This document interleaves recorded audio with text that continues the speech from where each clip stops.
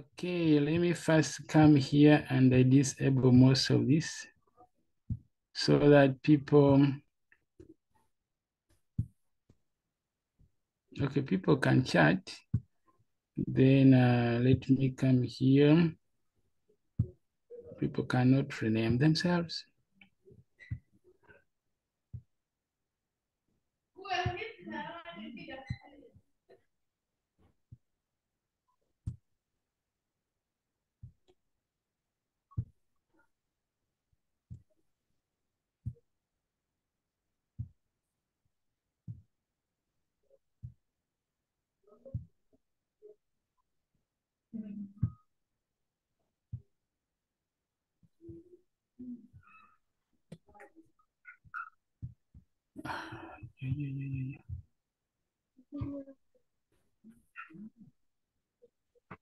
All right.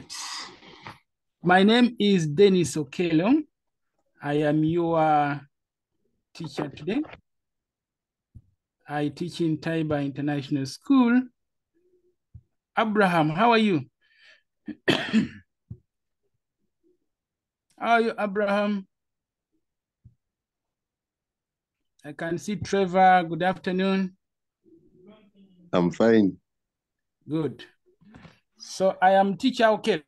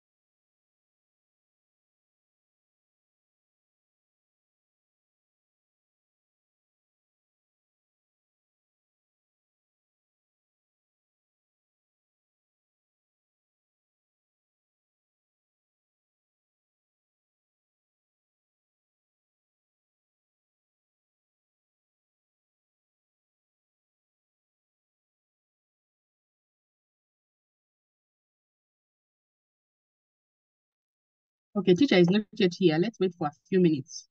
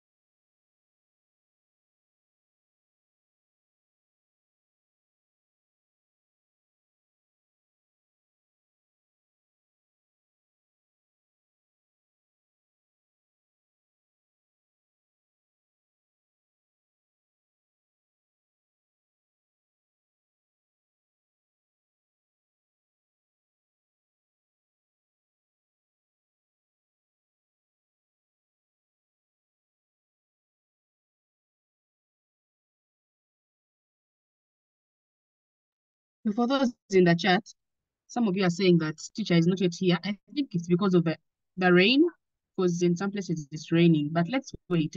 Let's be waiting in the meantime.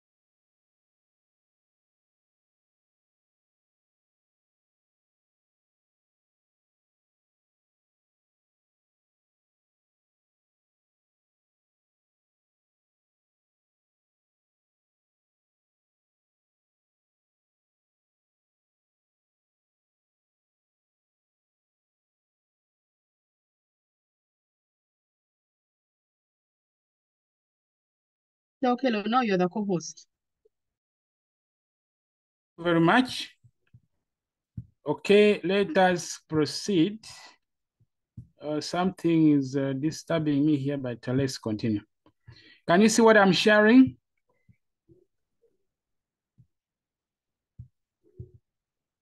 Yes. Okay. So we are going to be running through this. Senior 1 theme, as you can see, is understanding our past. And understanding our past in Senior 1, we do 9 topics, everything about the past of East Africa. I'm sure you did all that. Senior 2, our theme is colonization and struggle for independence. As you can see, there are 8 topics. I am sure you went through all that. And then Senior 3 is about Uganda, where we run through everything about Uganda. The local government systems, the structure of government in Uganda, democracy and leadership in Uganda, and all that about Uganda. And then Senior 4, our theme for Senior 4 is relations with the other. Here we have the Senior 4 theme. Let me just scroll a bit so that people can see. Interaction with the rest of the world. Lessons from economic transformations, Pan-Africanism, neocolonialism, globalization, lessons from liberation struggles, peace and conflict, all that, Senior 4. And then in the end of it all, you do a paper that is having 2 sections. So if I may ask, how many questions are we supposed to answer in section A? How many questions are you supposed to answer in section A? You're supposed to answer 2 questions in section A. And then you answer 1 question in section B. And there are only 2 questions in section B, by the way. So as you're prepared to answer the 1 question in section B, remember, you're going to answer 2 questions in section A, and that is compulsory. You see that? So in the end, you're going to be expected to do this paper only in 2 hours and 15 minutes. You'll be doing this paper in 2 hours and 15 minutes. So we are going to have questions from some topics in Senior 1, some questions from some topics in Senior 2, and some topics from questions in senior 3, and lastly, in senior 4. So that is our first scenario. Our first scenario is there. Look at the picture, the support material, and read it through the scenario. So the scenario is there. They're telling us the royal tombs of Buganda at Kasubi were set on fire by unknown people, and very many items were completely destroyed. The police and other security agencies have made efforts to find out the actual cause of this fire, but their efforts have remained futile, and many Ugandans have come up with arguments over this event, that the tombs should be removed to create space for industry. Some people think so. Whereas some people also think that the tombs should be restored such that we preserve the cultural items that were in. And that is the position held by UNESCO at the same time. So you can see here, that is the Kasubi tombs before it was destroyed by the fire. And then you have been selected as a student of history to support the UNESCO idea. So they're asking you to make a write-up that is going to support the UNESCO's opinion that Kasubi tombs should surely be restored such that the cultural site remains. And then, so you are supposed to give us ideas about why do we need to restore Kasubi tombs. Now, whenever you are faced with such a scenario, whenever you are faced with such a question, it is very important to identify the problem. So what is the problem in this scenario here? What are you going to be addressing as a student of history and political education? What are you going to be writing about? What is the scenario about? What is the challenge in this scenario? Who wants to give us an idea? What is the challenge in this scenario? Yes? What do you see as the challenge in the scenario there?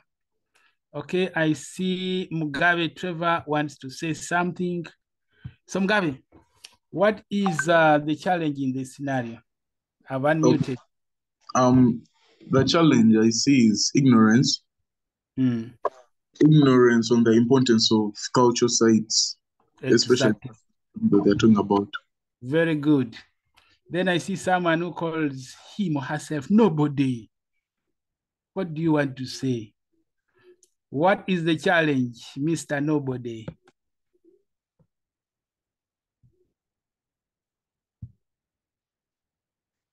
Yes. Okay, Jim, what is the challenge? I've unmuted you.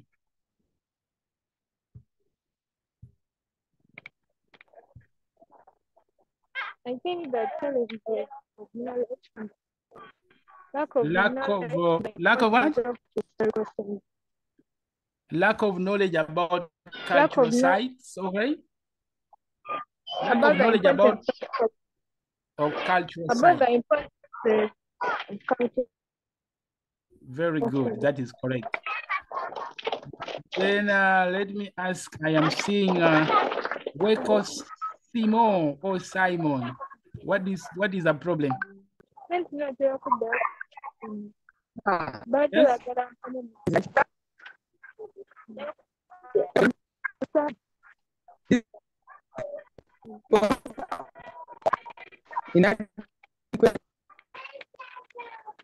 All right, thank you very much. So we all agree that the challenge is lack of knowledge about the importance of cultural sites. Everybody whose hand is up now, we can lower our hands. The challenge or the problem is lack of knowledge about cultural sites. So what you start with is to identify the problem in the scenario. So you would say, in the scenario, the problem is that people do not have sufficient knowledge about the importance of cultural sites like Kasubi tombs. And then after that, you go ahead and define for us what are historical or cultural sites, like Kasuvi tombs in this case. And if you see what I am sharing, they're saying that the item taker should define a historical site as an official place where pieces of political, military, cultural, and social history is preserved for their value and significance for the future. A good example is Kasubi tombs here in Uganda. Do we know of other cultural sites that we can identify apart from Kasubi tombs? Which other cultural sites do we have? Yes. Lizzie, can you identify for us another cultural site apart from Kasubi tombs? Teacher, I had a query. I was like, what if you also talk about the organization of Buganda? Is it wrong? Organization of Buganda as part of the answer?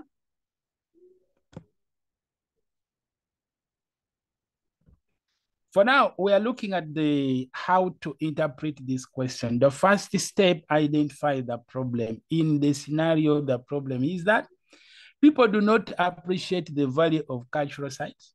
The benefits of cultural sites, they don't know.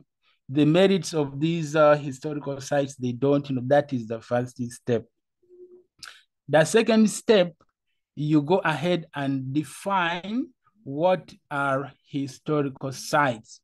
What are cultural sites? And you could give examples. For example, we have Kasubi tombs that has been given to us. And then we could be having, for example, we have, there's a private museum in Western Uganda called Igongo Cultural Center. That is another cultural site that we have historical, political, and social history being preserved. For the case of Igongo Cultural Center, we have remains and pieces of history of Western Uganda all preserved in one place, but it is a private museum. That is a cultural site. So you define cultural sites and then give examples of cultural sites before you go ahead and start giving us the benefits of the cultural sites. So the benefits of cultural sites, as you can see, they are very many. They are there on the screen. You can read them through. Now, it is proper and right for UNESCO to propose or to encourage the people of Uganda and Buganda in particular to maintain Kasubi tombs because of many reasons, as you can see here. And the reasons are many. I want someone who wants to read for us. Why do we need cultural sites? For example, Kasubi tombs. Who is ready to read? Shakira, you are there. I have unmuted you, so you can continue and speak. Shakira, are you ready? Please read for us what you see on your screen, Shakira. Why do we need cultural sites? Cultural sites help in the preservation of historical information for future generations. They are important for making research and study purposes. These tombs are a symbol of social cultural heritage to the society. For identity and pride of the Buganda Kingdom. It is a source of employment opportunities to the people in the area and the country at large. It is a recreational center that many people visit for leisure activities. It is a tourist attraction, thus earning revenue to the government. Stimulates development for infrastructures like roads, hostels, etc. in the area and the country at large. Promotes urbanization and its related advantages, promotes international recognition for the country, enables the country to be known worldwide. Thank you very much, Shakira. I'm aware there could be other benefits you have not captured in this guide. And I'm aware some of you have visited some of these cultural sites and you know a lot of things about these cultural sites. Is there anyone who has a different opinion or something that we did not capture in this guide, so that we have everything compiled together? In which other ways do we benefit from the cultural sites like Kasubi tombs that you think has not been covered here? Michael Nsuga, your hand is up. Maybe you want to add something. Nsuga, do you want to add anything? Or you're just waving to us?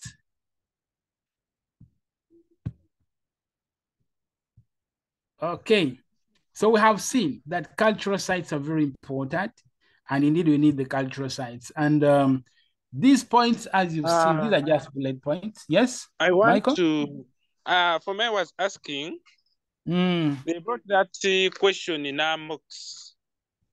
And for me, as I was answering it, hey, I answered and I gave examples of cultural sites, but I gave even some examples of archaeological sites. And when I was even defining, I used the word archaeological sites. And Madam told me that there is a difference between archaeological sites and cultural sites. What do you think yourself? Do you think archaeological sites are the same as cultural sites? That was my thinking at first. Now I'm asking, what is the difference between archaeological sites and cultural sites? Okay, let us seek opinion from other people. What do people think about archaeological sites and cultural sites? Cultural sites. Is there a difference? Or they are the same? No difference. Let me seek opinion from the people here. They will let us know. Okay, Esther, do you want to distinguish for us an archaeological site from a cultural site?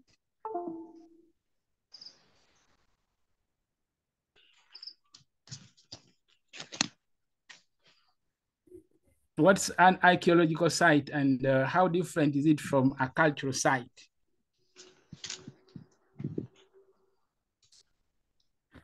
Okay, let me give you my own interpretation of this.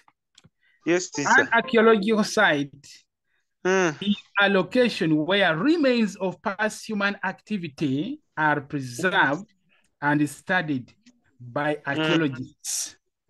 And these sites can include anything from ancient cities, burial grounds, temples, and other simple tools that may have been found in specific locations. By examining these remnants, archaeologists can learn about culture, technology, and daily life of the people of the past. So here it means that an archaeological site is where you're going to find, for example, the patterns of life of the people who lived before us, maybe in the Stone Age. For example, an archaeological site could be like, which examples did you give as an archaeological site? Because they talked about Kasubi tombs. Yes. And remember in the scenario, they don't give you like a culture site. For me, as I was starting to answer, I said that archaeological sites are places that where Alman lived before. Or are places that have Alman's remains.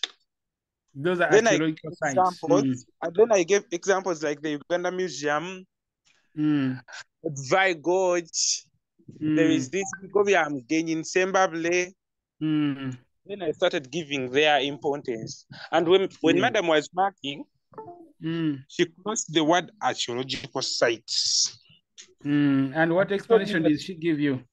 She told me that there is a difference between cultural sites and archaeological sites. Exactly. But for example, a museum, can't it be an archaeological site and it's at the same place a cultural site? A museum is established by the people. In other words, the difference is that an archaeological site, nobody establishes it, but you find it there, and therefore you start preserving it. Okay. A cultural site is built by the people. For example, Kasubi Tombs, the people chose the location, they decided what they are going to preserve, and therefore it is managed by the people. But an archaeological site, you find something that was there, and therefore you just preserve it. Okay, then teacher, I've got the difference. The cultural site is preserved by the people. Yes. It's created by the people. Established then by the the people. archaeological sites, see? Yes. They are already there, but just preserved and protected. Yes. Yes. Okay. Okay, all right. thank you. Okay. Esther Queen, you have something to say? Teacher Okel. Yes, please. Yes, maybe let us first disable these people who are annotating. Like you check up there, like on your screen where there is share what. And then go to where we have those 3 dots. Wait and a we minute. disable annotation. Wait, I go to more. Yes. Then disable annotation. No, when I go to more, I don't see anything to do with annotations, unless if I go to host tools. Host tools, it may not be there. Like up here, yes, after host tools, sharing, I'm where there seeing is annotate and share content. And okay, first place annotate and we delete. Yes, I've already disabled annotate. Very good. Host what? Host tools. Okay, we are good now to go. And please, students, don't write on the screen. Don't write on the screen. Okay. So people have got the difference between a cultural site and an archaeological site. Maybe let me just give you another definition of a cultural site. Cultural sites are locations that are held significant historical, artistic, social, and spiritual importance, for historical importance, often recognized for their contribution to human heritage. But it's important to remember that the historical sites are established by the people, and yet when we talk about the archaeological sites, you just find it and you preserve it. That is the difference between the two. So if you start giving the benefits of archaeological sites, you're going to find yourself running away from the topic of discussion. So after giving us those advantages of cultural sites, then you give us a conclusion. What should be our conclusion? Since we are talking about the benefits of cultural sites, how would you conclude?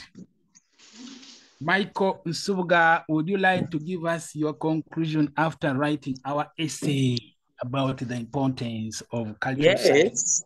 Yes.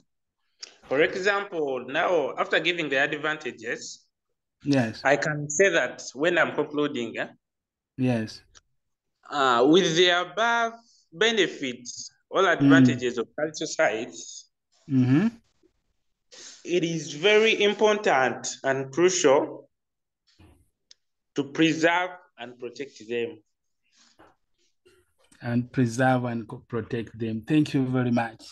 So after giving your introduction, giving your conclusion, you have explained your points, you go to the next item. Maybe if that was in section A or section B, we expect that you will have scored all the marks that you want. I am happy that some people did this same question in their mocks, and I don't even know how this, by coincidence, you did the same question. But this has been a common area of discussion in most of the seminars that have been conducted around. That's why I was asking, is it compulsory that even on your name, If we study about culture, we shall get a number that is compulsory, that is from courage. Most especially number 1. Okay, let me just give you a scenario. We have how many topics in senior 1? 9. 9. How many topics in senior 2? 8. 8. And I think also 8 in senior 3. And about 8 in senior 4. So in the end, we have how many topics? We have covered about 32 topics. But out of these 32 topics, they are going to set 4. And what is the probability that you're going to find the topic that you're talking about, culture, as number 1? The probability is very minimal. So what I'm trying to ask people is that let us read widely and let us expect any of the topics in senior 1 to appear. Any of the topics in senior 2 also to appear. So it's not very easy for us to predict and tell exactly how the paper will look like.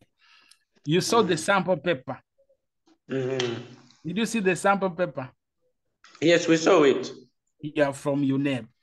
So it's unfortunate that the questions that they are setting are very few, unlike in the past where they would set so many and then you only choose 4. So our options have been limited this time, and we surely need to be very, very deliberate as we do our reading. If you want to score highly in history 1, read broadly.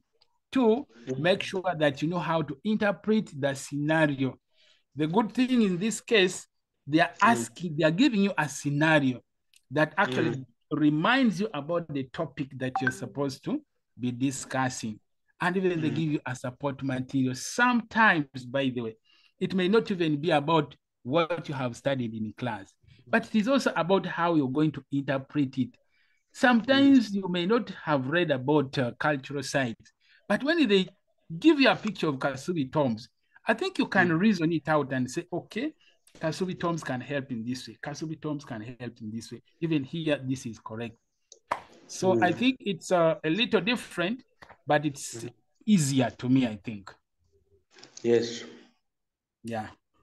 Therefore, so I want someone who wants to read for me, someone who's talking right now, read for me that scenario that I have displayed. Item number 4. Scenario 4. Item 4. Yeah.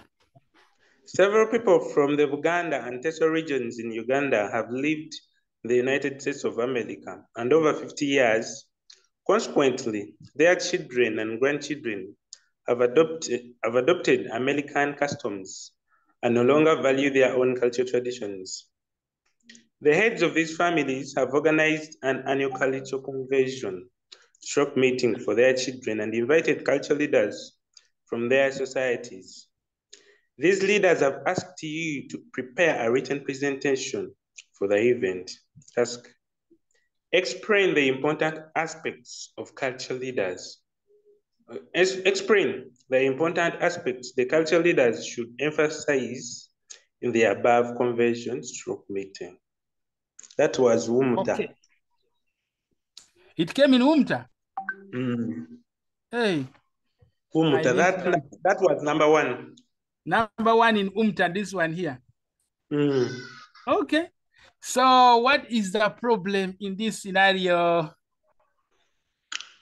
The problem that the children of these people that live in USA don't know their culture, their cultural values. The cultural they have started adopting cultural values from the other side. Yes. And their parents want them to know the cultural values of their homeland. Origin. Okay. Now, let us bring it into our own daily lives. Do you know of some of your friends who don't know their own mother tongue? They don't know their own language. Yes, we have them. There are many. And they don't know anything to do with their culture. In fact, some of them have never visited their own villages, or they go there once in a while. And when they go there, people look at them as children from Kampala, and they don't have anything that is in the village. So even when, yes. So even before we look at the case of USA and then people who are living in Europe and whatnot, I think let us bring it here to Kampala and to see homes where English is the language spoken at home. Can you imagine there are some parents who speak English with their children? Yes, they are there. Don't know their own language. That is very, very unfortunate that it happens that way. And then we have children who don't know even anything to do with their culture. If you tell them, you see, you are now a big girl, you need to know how to cook this, you need to know how to dress well, you need to know how to treat elders.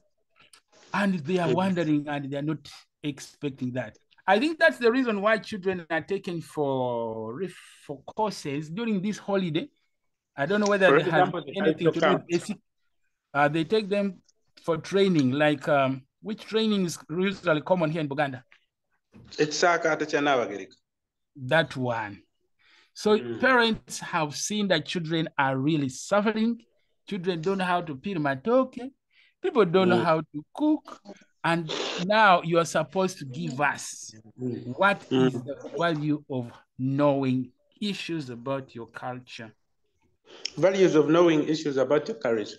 Yes. For example, it promotes morals. Morals in society. Morals in the society. For example, in Uganda, yes, women have their dressing code. Exactly. And men have their dressing code. Yes. Now, if you're Muganda and you a lady and you know that Baganda ladies wear like this. Depending on the function. On a function. You can't go there in a mini skirt. Sure. And when for barrio. Or a barrio. And when people it will also promote recognition in a community.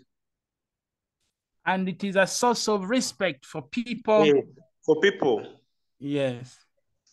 Now, so if you don't know what your culture puts on, you can go on putting every train that comes on your way. And sometimes those trains are dangerous. So you show up in a function and you're the odd man out. Yes. Because you didn't know the dressing code of the function. Don't know how to dress basing on the function that is happening. If you're going for burial, people expect you to behave in a different way. For example, one time for me, I am from a different culture. Me, I come from the north. So I had a friend of mine. He lost, his girlfriend lost her father. So I went to burial in Luero. And for me, it was the first time I went that kind of burial. So when they cooked porridge in the burial, and for me, it was strange. I said, how can people be served in porridge with the porridge? And the Baganda, for them, it's okay. The next day, they cooked katogo. And everybody ate and everybody was okay. And people went back. So if you're someone who doesn't have any knowledge about a specific culture, you're not going to understand. And that's why it's important for people to know that in this culture, when somebody dies, this is what is going to happen. They do this and this. Yes, when you're going to marry, these are the steps you should take. When you're going to deal with the elders, this is how you're going to handle the elders. There are some things you don't just do. And if you're not aware, people will question your background and ask, so where have you been? How comes you don't even understand some of these things? Yes. Yes. People should know about their clans. People should know about clans, their tribes, their totems. Yes. The things they're supposed to eat and the things they're not supposed to eat. Yes. All that should be taught to the children. But that is knowledge taught at home. It's not in school. You see that? So people should know that. So I want you to read for me the importance of knowing about our culture as shown on the screen. Culture, I start from cultural traditions. Yes. Cultural traditions are beliefs that are considered as good, valuable, and desirable in the society, and therefore should be protected. They are very fabrics upon they are the very fabrics upon which the societal or family depends. The cultural traditions are important in the following ways. They help us establish a foundation for our societies, families, and a stronger foundation upon which they survive. They enable the society to function in an orderly and functional way. They influence change of behavior of the members in the society. They are a foundation of the laws and legal systems that reinforce positive coexistence among members in the society. They provide personal satisfactions to members of the society. They facilitate socialization among people. They are a source of positive attributes to the common welfare of the society. They help to formulate lasting relationships among people in a society. They are tools of self-realization. They maintain social standards. They promote unity and togetherness. They help the community to know what's right and what's wrong. They guide the community in making decisions, parenting children, and knowing how to protect the society from dangerous outside influences. That's all. Thank you very much. So I think people have seen why we need to understand our culture and traditions. And Yes. It's important for us to note that this knowledge is not available in school, but it's your parents to teach you this. And sometimes your parents may not teach you, but you should.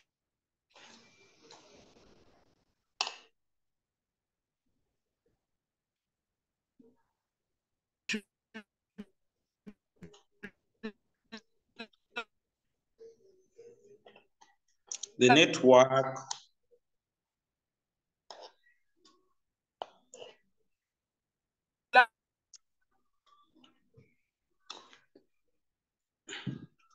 Teacher Okelo, we're not getting you. The network.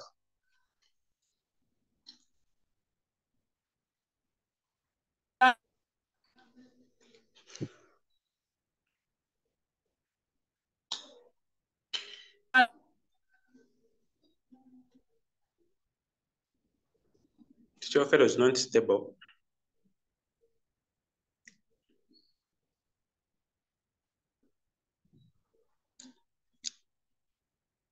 Teacher Okelo's network has not been stable, but he's coming. I'm seeing Lewis.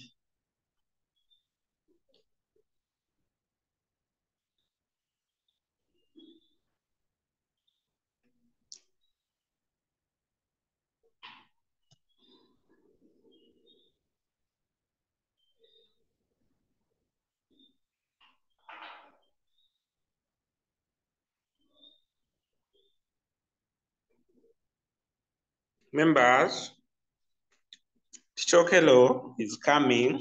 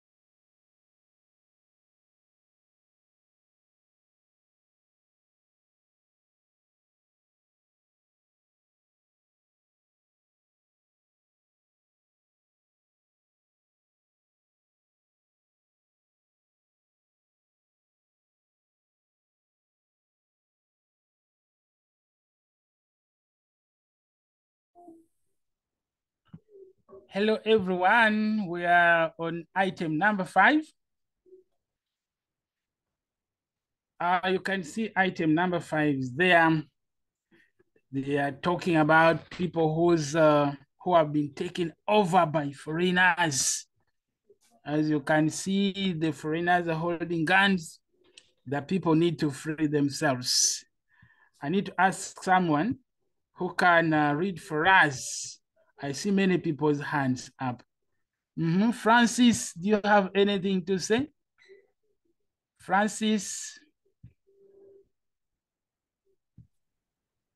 Yes, good afternoon, teacher. Good afternoon. How are you, Francis? I'm fine, sir. Can you see what I'm sharing?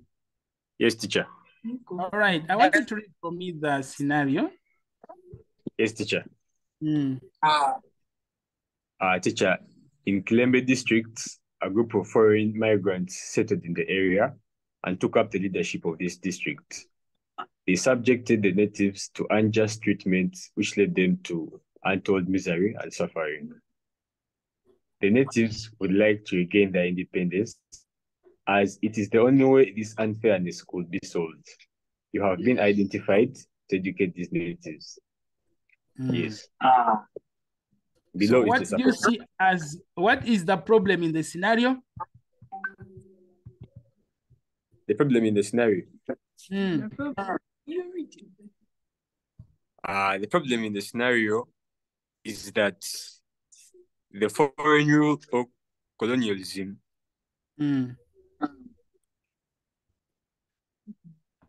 so the and problem its negativity in East Africa. Yes. So, yes, continue. This is evidenced by the influx of foreigners in the Lembe district where they settled, imposed themselves as leaders and subjected to the natives to unjust treatment. Therefore, there is need to sensitize the natives of Kilembe district about the methods or steps that can be undertaken to end this foreign control and restore their status and independence. Okay, thank you very much. I see here in the chat, someone is asking, teacher, can you highlight on how to conclude? Someone wants us to give ideas about how to conclude. Before I say something, I would like to say that the conclusion is like the last gesture or the last communication that you give as you leave the discussion. I'll just give an example. Imagine you have visited your relative somewhere. You have visited maybe your mother somewhere, and you have visited maybe someone else. So you're going to find that the conclusion is not static. That's what I'm trying to say. Imagine you have been praying and you're in church, maybe you're born again, or you're Catholic or Protestant. What would be the kind of conclusion you would give? What kind of gesture would you give if you're leaving the church? It's different. How about if you've visited your mother, you've visited your family, your conclusion will be different. If you have visited your boyfriend, the conclusion will also be different. If you have visited your girlfriend, even the conclusion will still be different. So in other words, the conclusion is not static. So everybody will give their conclusion in a different way, and all of them will be correct, depending on the circumstance, depending on the question. So I want someone who can give us a simple way to conclude. How would you conclude after talking about the benefits of cultural sites? It will be different. How would you conclude if you're giving us maybe the benefits of local government systems in Uganda? It will be different. So the conclusion is not always the same. So let me get someone here who wants to give us a clear and simple way to conclude. Who wants to try first? The first person to try how to conclude. Yes. Can I see one person who wants to try to give us a simple way to conclude? Let me ask who? Becky. Becky, what do you say about how to conclude? Yes, teacher.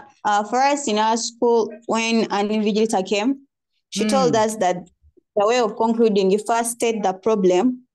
After stating the problem, then you list like 3. Now, for example, for this one, for the one we just did, the other item for importance of cultural traditions.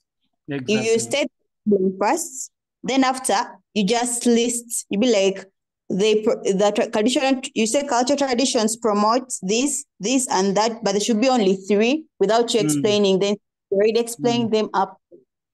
Yeah, that was the way we're told to conclude. Thank you. I think that's a good idea.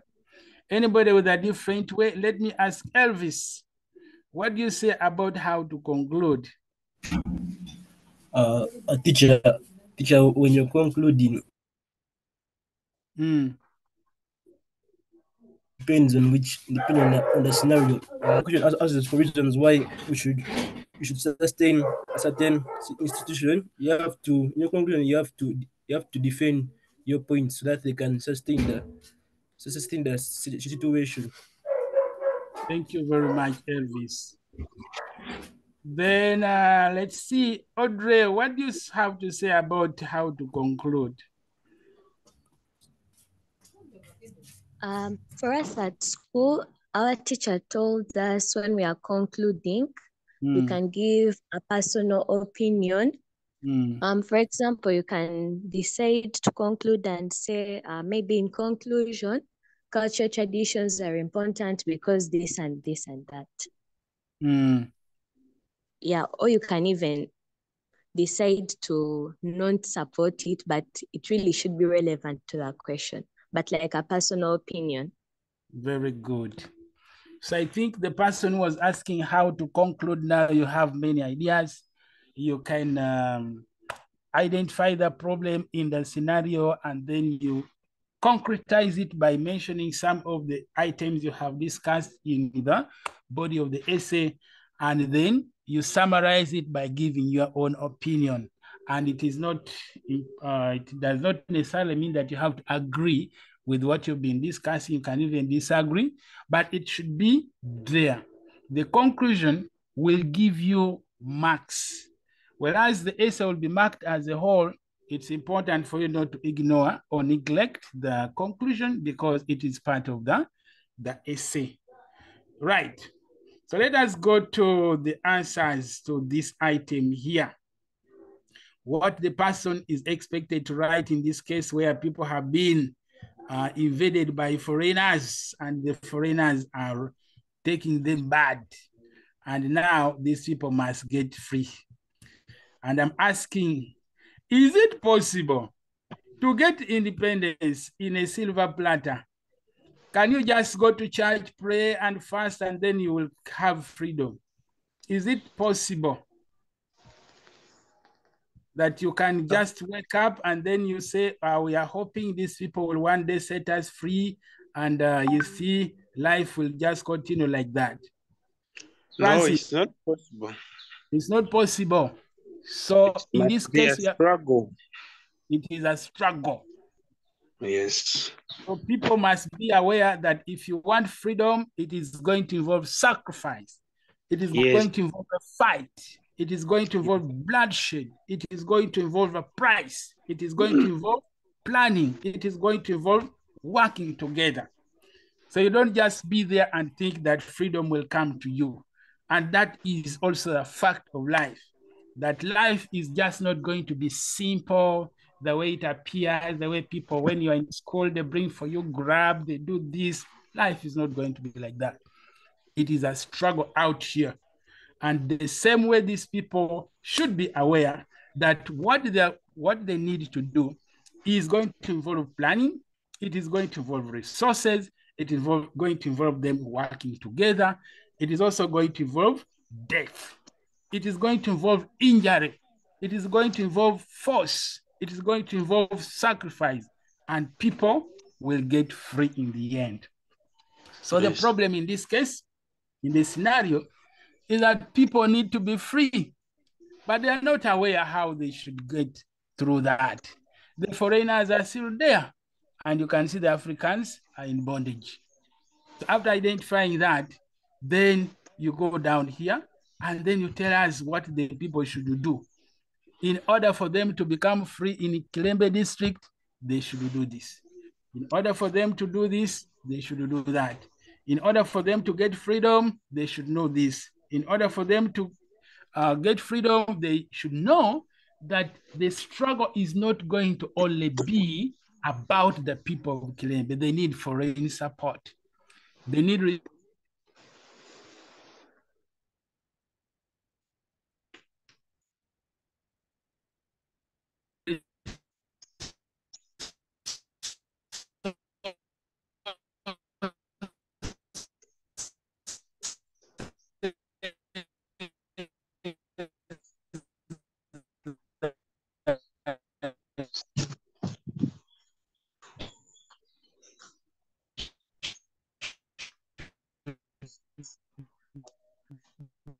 Teacher Okelo, we are not getting you. Your network is not very stable.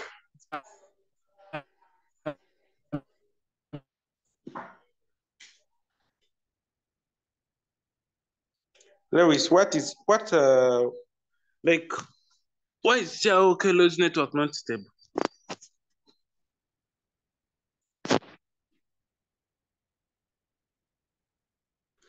Members, let's be patient. Let's be patient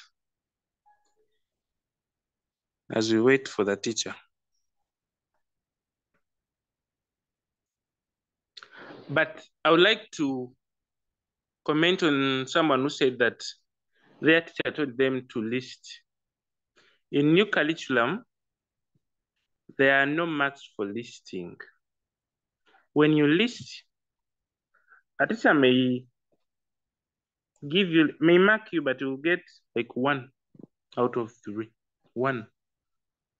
And if it's out of 20, you will get like 3 out of 20. Therefore, don't list. Everything you write, you must explain it.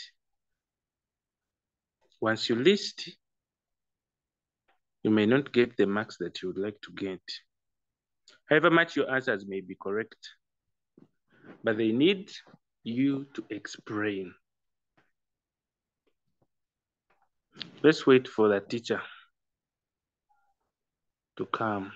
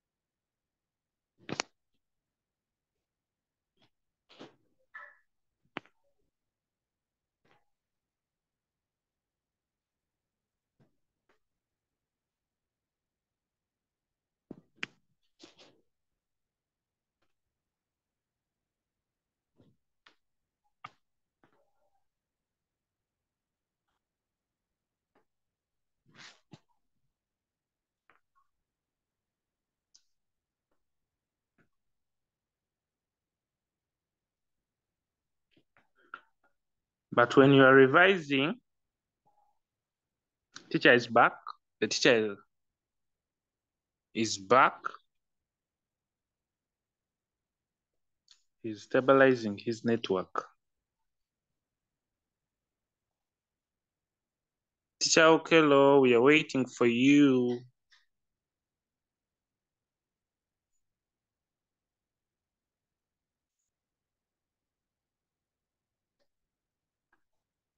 Anyone from Masaka Secondary School? Sekaita. My heart goes to you. Teacher Okelo, please stabilize your network.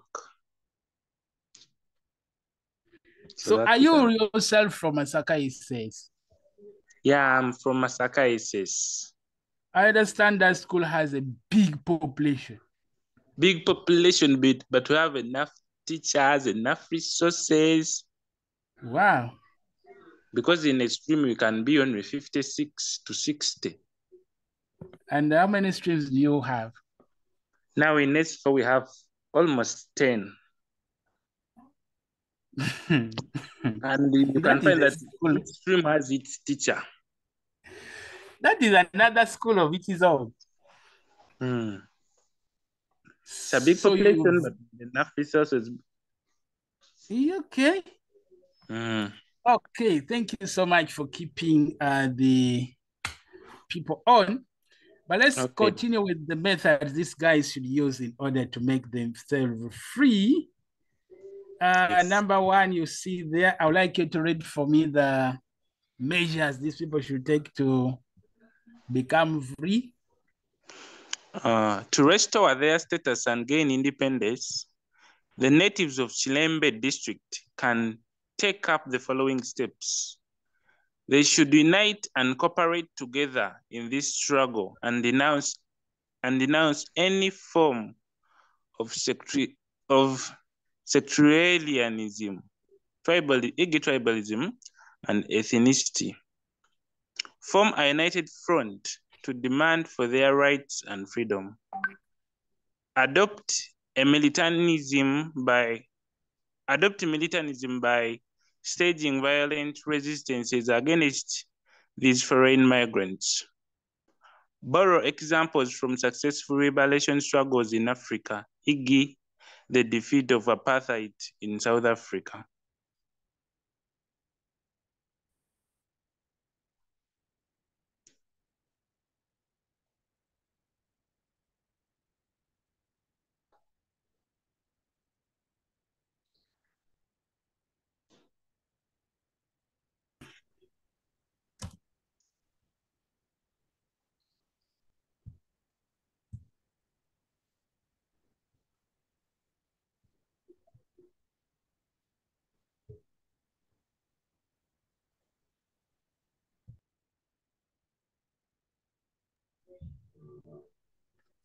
Yes, are you able to see what I'm sharing?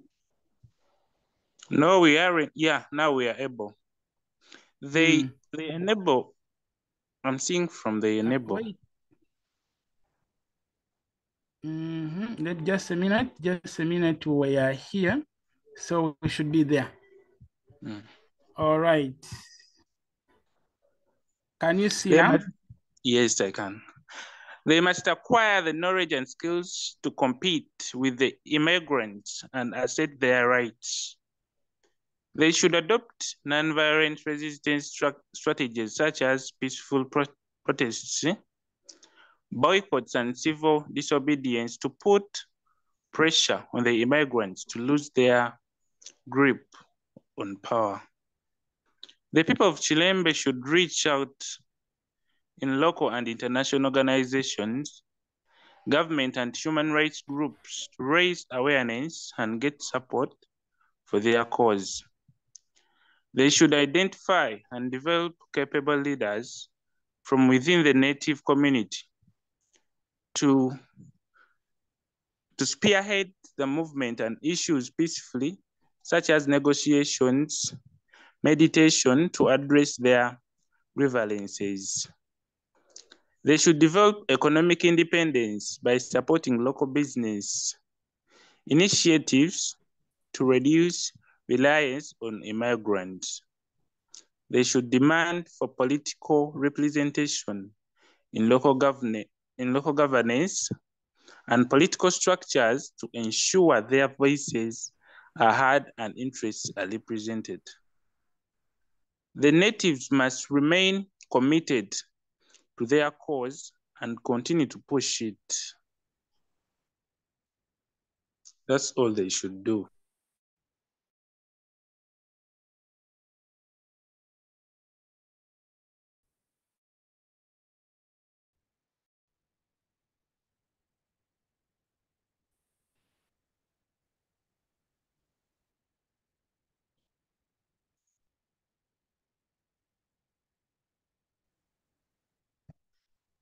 Teacher, we are waiting for you.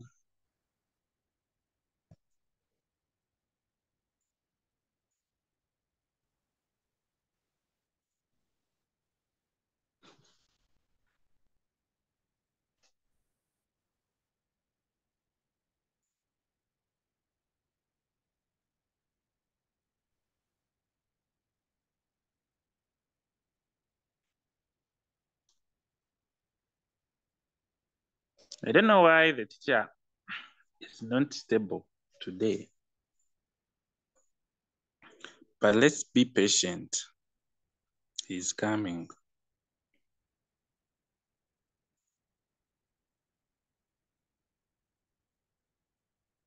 Maybe the network.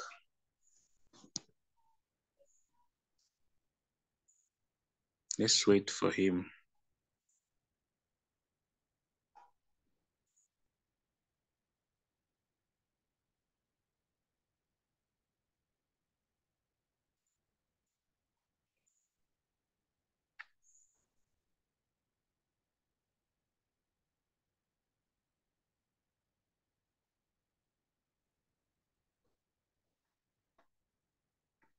When the teacher comes, we're going to ask him about the issue of headings.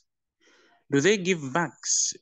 Like, do they contribute to what? Do they have some marks that they contribute to the question? Because sometimes I personally don't write headings. And sometimes when you write them, the teacher crosses them. And sometimes when you do what? You don't write them, he'll write it for you. Therefore, should we write them? How should we write them and when should they be written? Let's wait him. He's coming.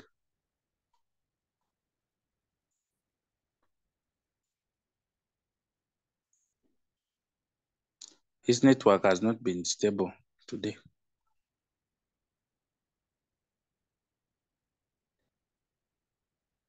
He's back.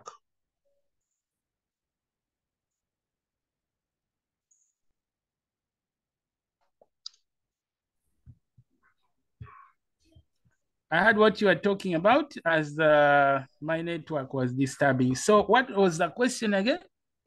Which headings are you talking about? Headings, for example, when they say that write an essay explaining the strategies that the people of Chilembe will do.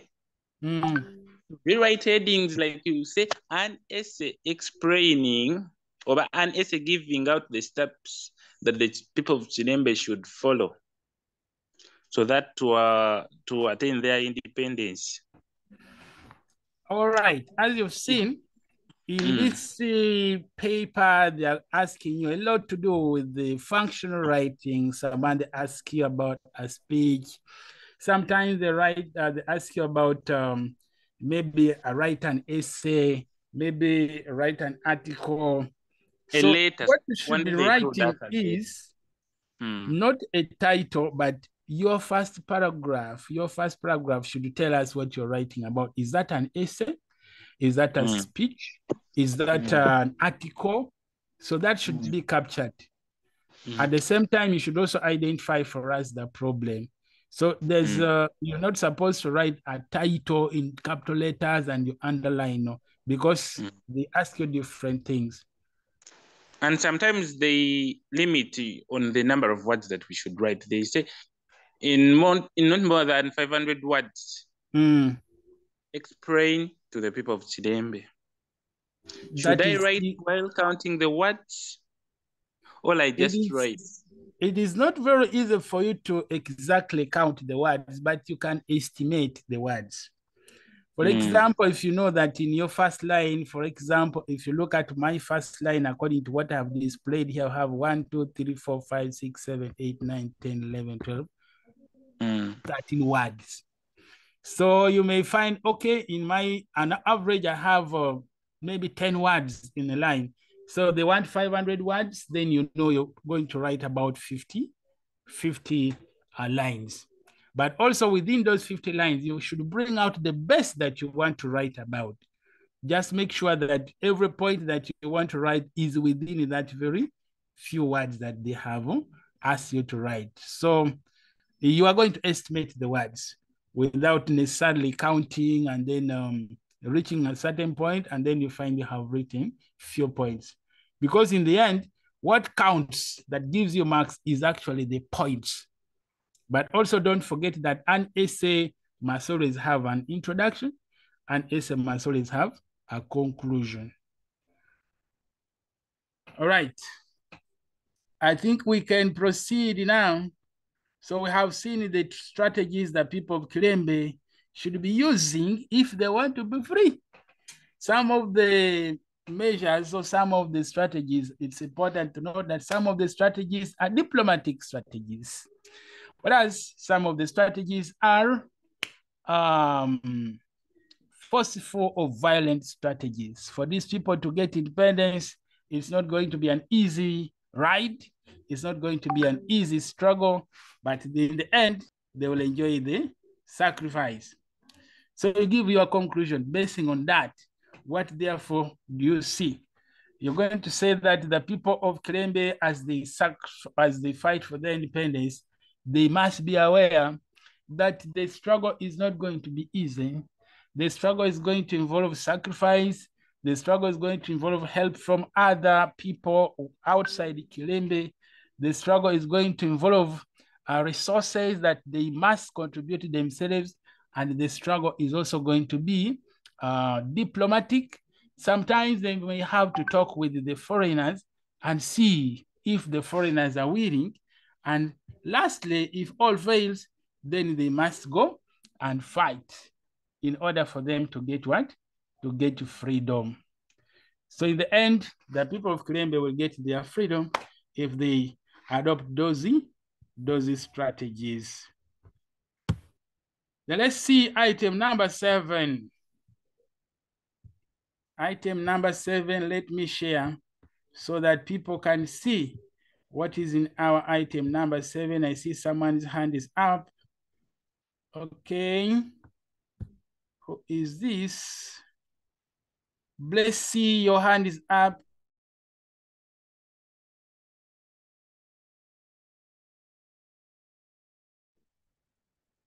Sorry, sir. It was a mistake.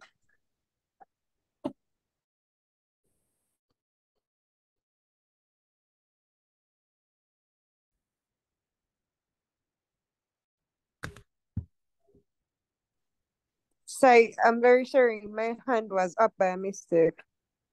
Okay, no problem. But can you see what I'm sharing? Yes. Okay. Maybe you could read for us item number 7. That story about the Haji. Me? Yes. Okay, sir. Mr. Kweswa, a grower of coffee introduced by the colonialists, later received hybrid coffee plants from NADS. He replaced the coffee introduced by the colonialists with the hybrid coffee plants, which according to the NADS could grow in any area of the country. The yields were good, but harvests were not any different from the local breeds, and he therefore did not make much more profits as he expected. This was due to the high taxes imposed on the coffee in transportation to the processing points, and availability of the processing plants in the area, poor roads and poor skills of growing coffee support material, a coffee grower in Masaka picking coffee. Thank you very much. So you can see Mr. Keswa suffering and is not making any profit from the local breeds, and he therefore did not make money. This was due to the high costs, high taxes, and inavailability of processing plants. Now we need to advise Mr. Keswa, as you can see in the support material, I think Haji is the Mr. Keswa they are talking about. And we need to help him. How can he make more money? You see, he needs to make more money, but how does he do that? How does the farmer go about if he wants to solve his problem? Expected responses, you can see. Now, the item taker, who in this case is the student, should identify the problem in the scenario, which is a failure by the farmer to generate profits from his coffee. And this has been evidenced by the failure of Mr. Keswad, who is a grower of coffee, to earn any profit from his coffee. And now he is thinking, how is he going to get out of this? So we are supposed to give advice. Advice here, we are giving advice to everyone who is concerned and everyone who is involved in coffee business. And even in this case, we are supposed to talk to the government, because there are some things that the government should do in order for the farmers to make profit. There are some things that should be done by the farmer himself in order for him to make profit. And therefore, we are going to be talking about agriculture and how to improve business for people who are involved in coffee business, like Mr. Keswa. So as you can see in many of the responses here, the expected responses, you see things that we are proposing that should be done by the government. Although later we're going to see things that should be also done by the farmers themselves. And some of the things that should be there so that the farmers can make some money. So let us see what should be done in order for the farmers to make money. As you can see, the first response here. Okay, I can see Michael Nsubuga. Please, you can read through. Nsubuga, Michael. I see Michael wants to read. Michael, you can go ahead and read. Government should construct good roads to ease transport. Government reduces taxes on coffee produce. Government should set up organizations that can buy coffee. Government should support coffee growers with agriculture extension works to teach the farmers with modern farming skills. Government should set up processing industries nearer to the farmers. The government should revive marketing boards to market the coffee. Farmers should look for international market. Farmers should sort their coffee to meet the international market. Creativity and innovation as a skill should be embraced by the farmers. Okay, the farmers can improve their profitability if they did that. So, as you can see, a lot of things can be done for the farmers to make profit. Some of the things should be done by the farmers, but some of the things should actually be done by the government. In order for them to make profit, the farmers need help. The farmers need to be guided. The farmers need to be supported in very many ways. And therefore, for the farmers to make profit, it is not going to be simple. It is not going to be easy for the farmers, and it's not going to be easy for the government, and it's not going to be very, very possible if that is not done collectively. You see that? Now, members, I would like to say I will not be able to continue beyond here, but I have posted these slides in the chats. Has anybody seen the slides in the chats? Go to the chats and see if you can see the slides in the chats. Anyone who can see that?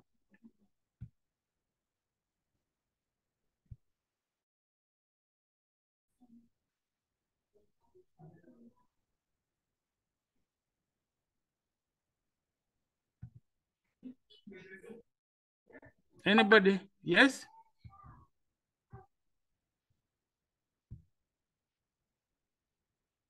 Can anyone see? Can anyone see my charts? Francis, are you there? Teacher, I can't see. You can't see anything in the charts? Nothing. Okay. Let me now post the real document in there. I want to post the document so that people can get access to this. It's called S3. I've called it S3 because I used the same document for senior 3 yesterday. So it is S3 holiday facilitation. Now I am posting it again. Check and see if you can see anything in the chats.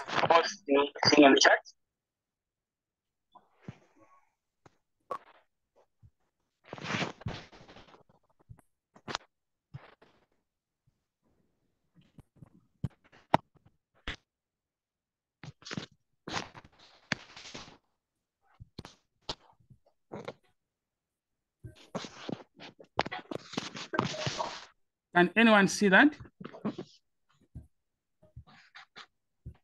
Can anyone see that?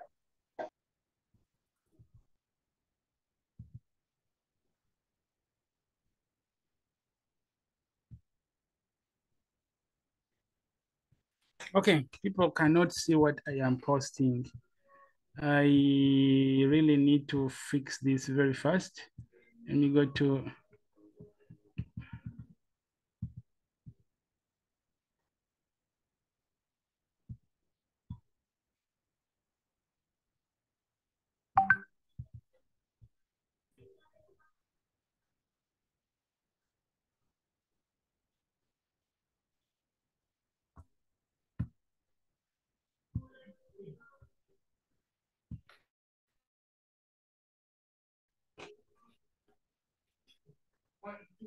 okay, check the Word document that is in the chat. Can you see that?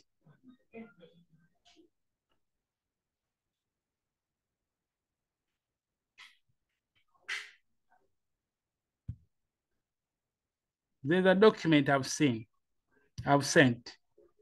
People should be able to see that.